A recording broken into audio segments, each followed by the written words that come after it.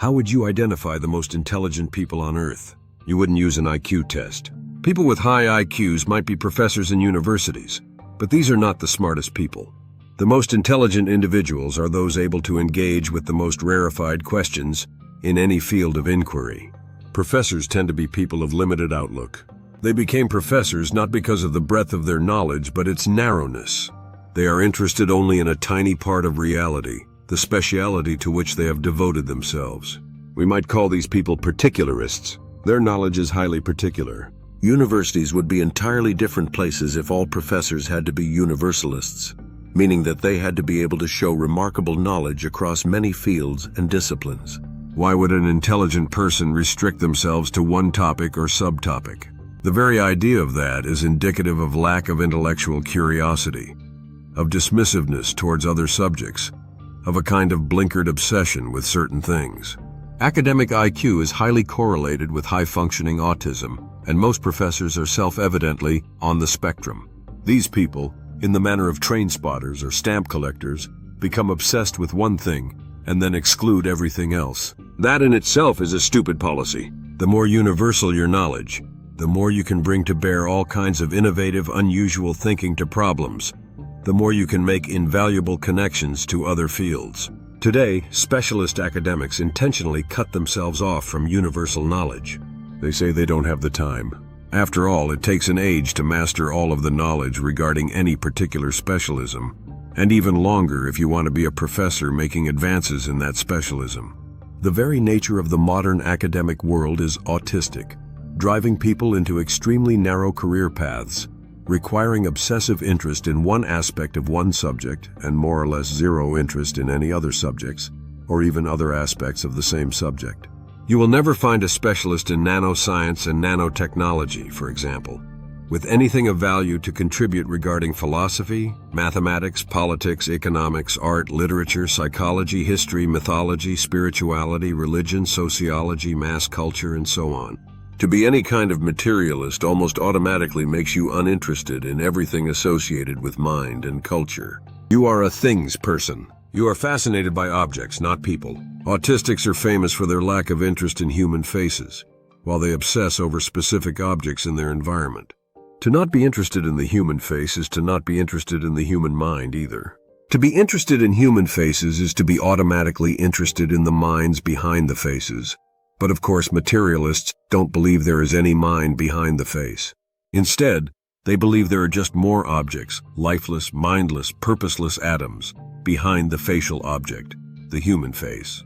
To not take seriously the idea of a substantive mind being the driver of human behavior, as opposed to collections of lifeless, mindless, purposeless atoms, is to already have ruled out all the most interesting fields of inquiry. What's smart about that? Seriously, if you find tables more interesting than human faces, you are not going to be a person of high intelligence, no matter how specialized you become in some narrow scientific field. The mind is the most powerful and interesting entity in existence. To ignore it, as materialists do, is the greatest intellectual crime of all. Those who aren't interested in the greatest challenge of all, answering what the mind is, have opted out of the intellectual game. To explain what the mind is to explain what existence is. Minds are infinitely more stimulating than collections of lifeless, mindless, purposeless atoms. Why would reality be based on limited, dead things rather than unlimited minds brimming with life, activity, purpose, and striving? Carl Sagan said that extraordinary claims require extraordinary evidence. You would need the most extraordinary evidence to support the claim that the minds with which we do all of our thinking and which define our existence, try existing without your mind, do not actually exist in any meaningful sense and are actually reducible to lifeless, mindless, purposeless atoms. How do collections of lifeless, mindless, purposeless, unfree atoms organize themselves into life and mind, into humans with free will, driven by purpose?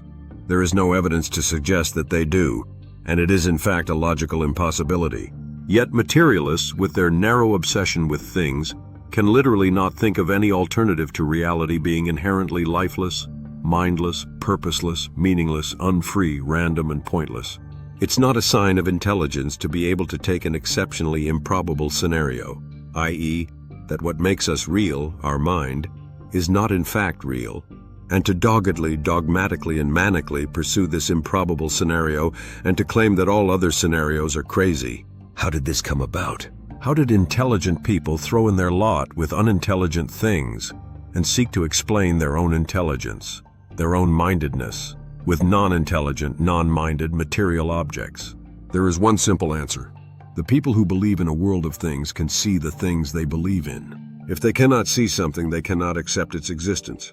These things people defined by things, cannot see mind, thoughts, free will, subjectivity, the unconscious, consciousness, meaning, purpose, or point. They cannot see what makes someone alive and not dead. And so all of these factors are jettisoned.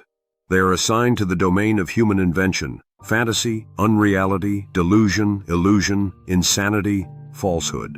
No attempt is ever made to logically explain how collections of lifeless, mindless, purposeless atoms can produce human invention, fantasy, unreality, delusion, illusion, insanity, and falsehood.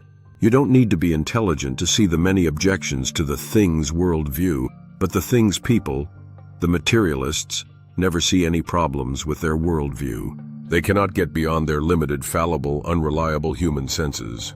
Seeing is believing is their mantra. Without further ado, they dismiss anything they cannot see. Is that intelligent? No one can see intelligence, it is inferred.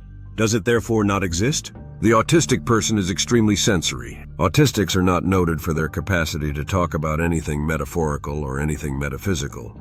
Exactly the same is true of scientific materialists. Some people literally cannot escape from the stupid idea that we are connected to reality via our senses, and not by anything else. This is all the stupider since it was definitively refuted by Descartes, the first modern philosopher centuries ago. The Pan-Reference Dictionary of Philosophy says, Descartes insisted on beginning philosophy afresh, of starting from scratch by ridding the mind of all accumulated preconceptions, however indispensable they may seem. Descartes' device to this end is his famous method of doubt. He begins with a systematic examination of hitherto accepted beliefs. The testimony of the senses is first scrutinized. It is sometimes found that the senses deceive, and it is prudent not to trust entirely anything that has once deceived us. Yet some sensory evidence, Descartes admits, is so clear that only a madman would doubt it. For example, that I am seated by the fire wearing a dressing gown. But then a new doubt arises. One might be dreaming, in which case one's belief about the fire and the dressing gown might well be false. The upshot of the long and involved dreaming argument is that any judgment made about the external world, any existential claim, may be suspect. To reinforce the dreaming argument, Descartes introduces the famous device of a malignant demon who has employed all of his energies in deceiving me. I shall consider the sky, earth, colors, shapes, sounds, and all external things are not more than the delusions of dreams. I shall consider myself as having no hands, no eyes. The first meditation ends on a note of apparently universal doubt. The seminal movie The Matrix is exactly about Cartesian doubt and how the whole sensory world may be false. Descartes' malignant demon is replaced by an AI architect, wholly intent on deceiving us so that we can be used as batteries for machines. Modern simulation theory says that we are all in a computer simulation, hence we are all simulated beings. Why not dream theory instead? Why not suggest that we are in someone's mental dream rather than someone's material simulation? Why can't we be dream characters rather than computer-simulated characters? The scientific world can take seriously the computer simulation of people, but it cannot take seriously people being dreamt into existence, even though every time we dream, we literally dream up autonomous beings to populate our dream world. As an aside, how do lifeless, mindless, purposeless atoms dream? Why would they dream? What is the point of dreaming in a material world that has absolutely no need of dreaming? Despite the intellectual power of Descartes' work, the response by empiricists and materialists was to dismiss immaterial Cartesian mind and to instead slavishly obey the testimony of the senses. These people applied absolute doubt to everything Descartes said about unextended mind, and no doubt at all to their senses. They claimed that all knowledge of everything, all knowledge of matters of fact, of reality, is based on sensory experience. The Pan-Reference Dictionary of Philosophy says, empiricism can perhaps be better characterized in terms of what it denies. To begin with, it is a rejection of the doctrine, found in various forms in Platonism and idealism, that when the human mind first encounters the world, it is already furnished with a range of ideas or concepts that accordingly owe nothing to experience. By contrast, empiricists maintain that at birth the mind is, as John Locke puts it, white paper, void of all characters, and that only experience can provide it with ideas. Hence the time-honored problem for empiricism about how we acquire ideas not instantiated by experience, for example, ideas of mathematical points or lines. Empiricism is all about there being mind-independent realities, material things. The idea that matter is produced by the mind, hence is always mind-dependent, is impossible for empiricists and materialists to grasp. Even though they dream every night, and their own minds literally create mind-dependent material worlds, they stick to their faith. A religious faith, one has to say, that a mind-independent reality exists. Bishop Berkeley was unique amongst the empiricists in denying material existence, mind-independent existence. It's a fundamental problem for empiricists that empiricism is just as well suited to idealism as materialism.